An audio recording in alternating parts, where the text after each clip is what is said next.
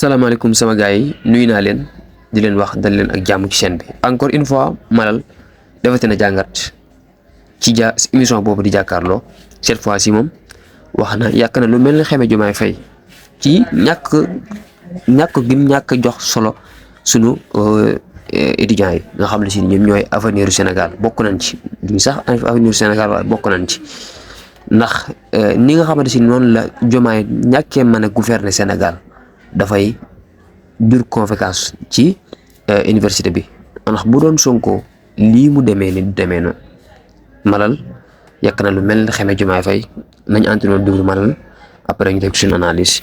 Il faut réduire le flux de nit yu ñuy orienté université parce que dafa bëri. Nous avons énormément de bacheliers et parce que en fait il faut que l'État du Sénégal soit plus intelligent que ça. C'est-à-dire il faut que ñu am alternative en termes de formation. Qu'est-ce qu'il faut proposer d'autre? Tout le monde ne peut pas aller à l'université. Ça c'est d'abord un problème. Beneen problème bi ñu am mooy il ne faut pas fermer les discussions sur des problèmes universitaires aux gens de l'université, ministère, waa COUD, etc., etc. Mais il faut inviter le secteur privé. Il faut inviter les ONG. Il faut inviter Bouba Ndour dans la discussion pour nit ñi, parce que il faut que nit ñi réinventer, parce que on ne peut pas avoir les mêmes discussions parce que c'est les mêmes personnes qui discutent tout le temps du même problème. Donc on tourne en rond. On tourne en rond. Il faut associer le secteur privé parce que li am nii yëpp mooy ça veut dire que l'État du Sénégal du point de vue financier est incapable de gérer les étudiants. Mooy l'État n'a pas les moyens. Du leneen c'est un problème de moyens. État bi amul doole. Étudiants yi bëri nañ lool bëgg nañ bourse ñii ils viennent de régions lointaines ñii Fatick la ñuy jógee ñii Tamba ñii feneen ak feneen ñii Guédiawaye etc. Et être au campus mais ça règle un problème. Añ reer ndekki 250 mais su ma ko amee damay finalu. Añ reer ndekki 250 néeg 3000 néeg lu muy jaar foofu. 3000 néeg 3000 fayoo courant fayoo ndox. oui lal oui le lit yenn saa yi nga nekk bu fekkee maîtrisard nga bu fekkee maîtrisard nga tu as chambre individuelle ngay am. sinon bu la neexee invité sa gel week-end. ana koy solo kii capuchon. déedéet day dugg. comme ça pexe am na. non demeetul noonu de. ah non université dugg fa yomb na.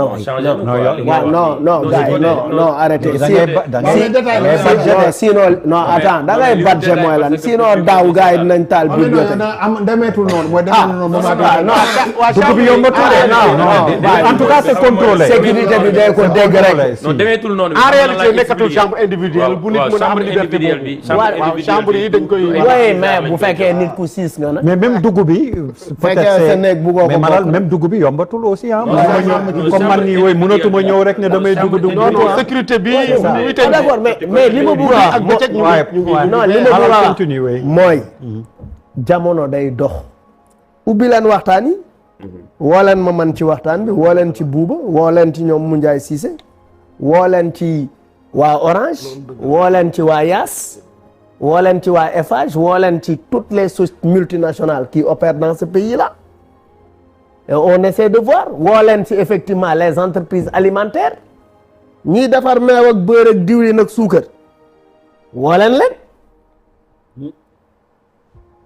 On peut trouver des solutions c'est-à-dire pour man on reste ci ay formats yu classiques et tant qu'on reste dans ces formats classiques là on ne règle pas le problème. Maintenant dire que man par exemple bi nga nekkee délégué doon nga taal mais aujourd'hui en tant que facilitateur doo taal.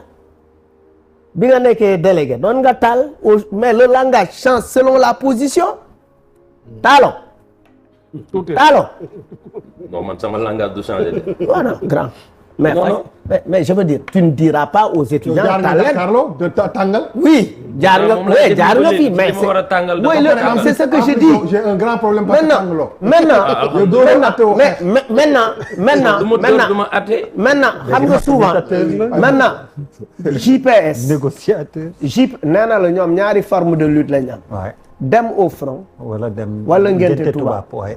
ngénte tubaab aussi, boo ko defee, lépp loo yàq rek, tu donnes à l'État un prétexte. Parce qu'il te dit, écoute, yàq nga mais finalement xaalis bi ma prévoiroon pour régler ce problème dama koy réparer nangam.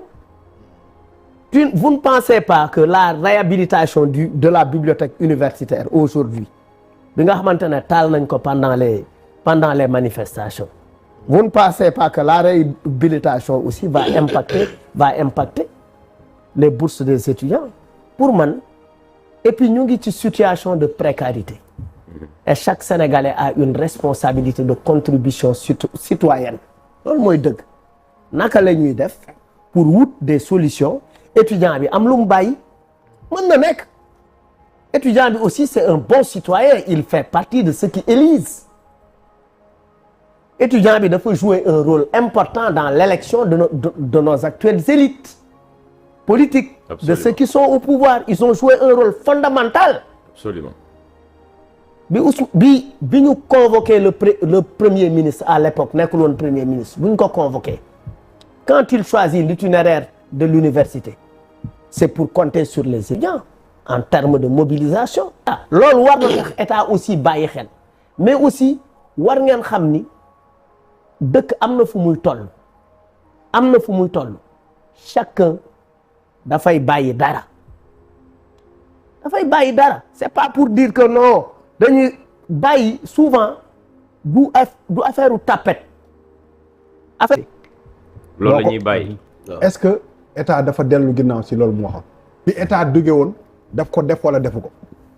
c'est la continuité des problèmes. voilà non problème bi mooy bourse yi ñu waroon fay ñu ko ba léegi. fayuñu ko ba léegi. li ñu diggoon defuñu ko ba léegi. ak moom leen da cay yokk. waaw mais à part leneen li mooy li ñu waxoon defuñu ko. defuñ dara waaw léegi te loolu dañu diggee woon dañ ko def moo taxoon affaire bi wàcc du loolu. voilà. non c'est une question simple ah. non déggewuñ. li état juboo woon ak yéen. xam nga temps yee passé yëngu woon na.